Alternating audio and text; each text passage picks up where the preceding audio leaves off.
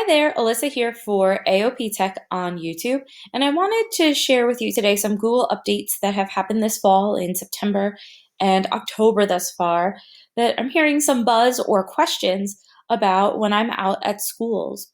So the very first one I'm going to show you is a brand new feature for Google Slides, and I'm in a Google Slide right now. I'm in presentation mode, so I can stay right here from our YouTube channel intro slide to be able to show you.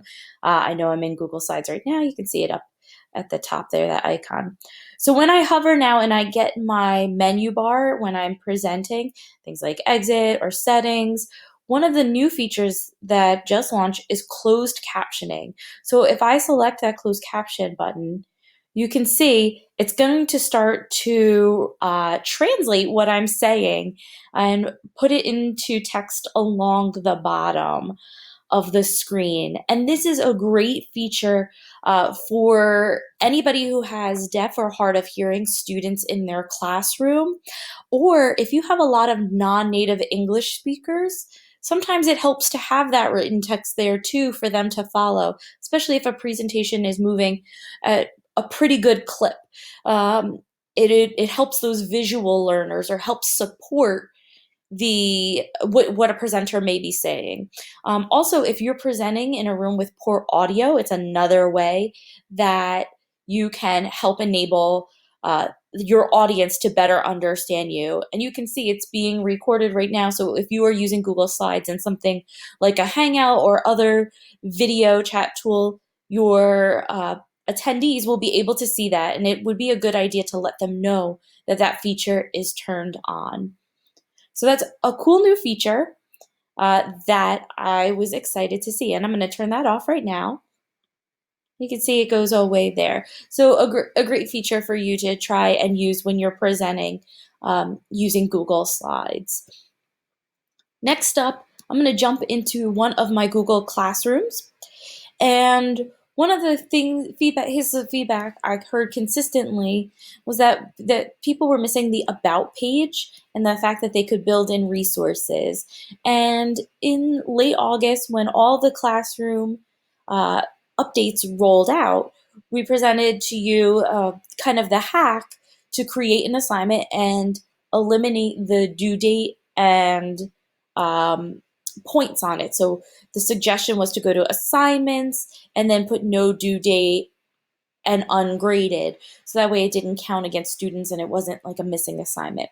Well, Google heard everybody and added in a materials button. So if you go to that same create button, underneath assignment is materials, and that allows you to add in a material. You can put it underneath a topic, or you can have a topic called resources and materials.